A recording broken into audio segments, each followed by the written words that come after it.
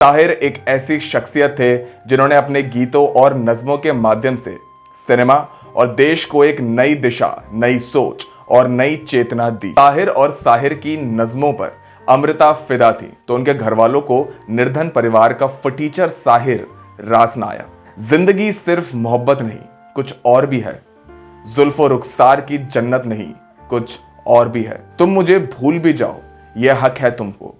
मेरी बात और है, मैंने तो मोहब्बत की है। नमस्कार, मैं हूं आपके साथ मिहिर जैन और आज मेरे साथ है उमर अंसारी। दोस्तों, फिल्मी जगत की दरकार पिछले 100 सालों से चली आ रही है, जिसे कई माकूल शख्सियत अपनी कलम से संवारते आए हैं। ऐसे ही मुकामी लोगों में से एक है मशहूर शायर साहिर लुधियानवी। इस मर्तबा कथा पेश करता है आप सभी के सामने कि आखिर क्यों साहिर लुधियानवी के लिए निकला था अरेस्ट वारंट। कुछ एक शख्सियत ऐसी होती है जो भीड़ में भी अपनी पहचान बनाए रखती है। फिल्मी फनकारों में ही नहीं बल्कि देश के फनकारों में साहिर एक ऐसी शख्सियत थे जिन्होंने अपने गीतों और नज़्मों के माध्यम से सिनेमा और देश को एक नई दिशा, नई सोच और नई चेतना दी।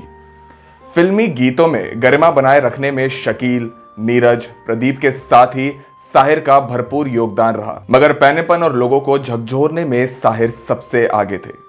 8 मार्च 1921 को लुधियाना के सेठ जमींदार चौधरी फजल मोहम्मद के बेटे अब्दुल हमी का जन्म हुआ। सेठ की पत्नी सरदार बेगम उनके जुल्मों सितम से इस कदर तंग हो चुकी थी कि उन्होंने अपने बेटे अब्दुल को लेकर अपने भाई के पास रहना शुरू कर दिया। उनके भाई की आर्थिक स्थिति ठीक नहीं थी, लेकिन किसी तरह जीवन बसर करके बच्चे से जवां हुए अब्दुल को कॉलेज में दाखिला मिल गया। कॉलेज आते के साथ ही अब्दुल शेर व शायरी करने लगे थे और आगे चलकर यही अब्दुल, यही लड़का साहिर लुधियानवी के नाम से मशहूर हुआ। कॉलेज में साहिर के साथ अमृता भी पढ़ती थी, जिनका परिवार संपन्न था। आगे चलकर यही अमृता प्रीतम कहलाई।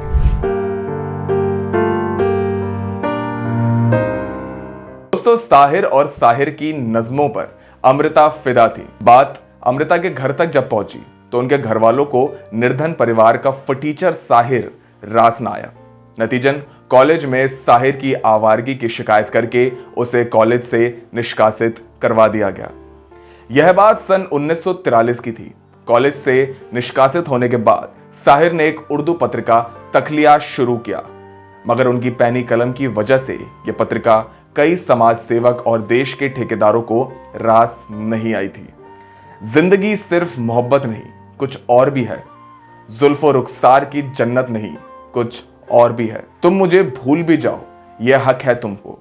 मेरी बात और है, मैंने तो मोहब्बत की है। जीवन यापन के लिए साहिर फिर एक बार सवेरा पत्रिका से जुड़े, मगर कलम के साथ समझौता ना कर पाने की वजह से सरकार पर चोट कर बैठे।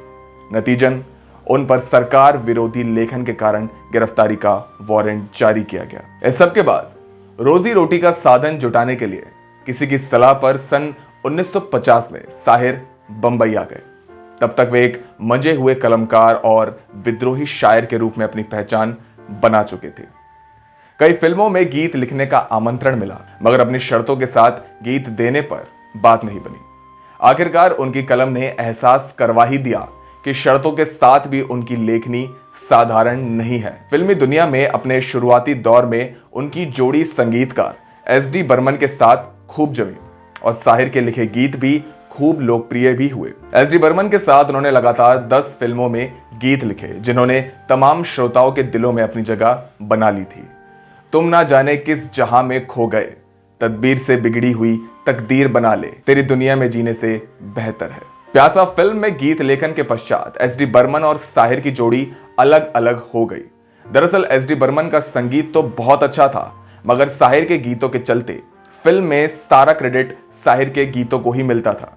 इसी कारण खुद बर्मन साहिर से अलग हो गए। फिल्म जगत में साहिर ऐसे पहले गीतकार थे जिनका नाम रेडियो से प्रसारित फरमाइशी गानों में गीतकार के रूप में दिया जाता था।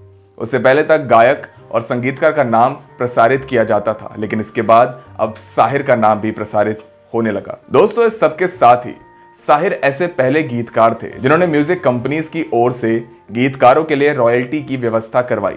गुरुदत्त की फिल्म प्यासा बंबई के मिनर्वा टॉकीज में लगी थी। फिल्म के गीत साहिर ने लिखे थे।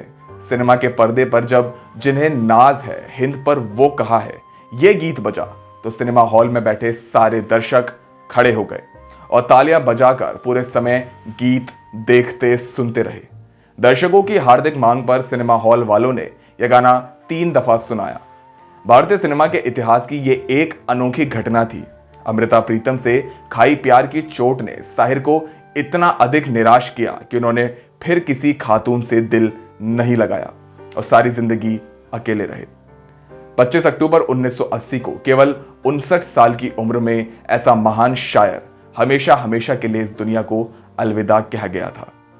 आग उगलती रचनाओं के कारण समाज के कई ठेकेदार उनसे खफा थे। उर्दू की पारंपरिक इश्क, हुस्न, मजार, विरह, मिलन, इन तमाम कविताओं को साहिर ने यथार्थ के धरातल पर जा ठहराया था।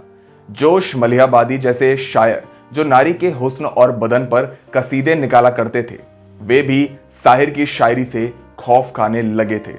साहिर ने अपनी कलम को कभी हल्कापन नहीं दिया।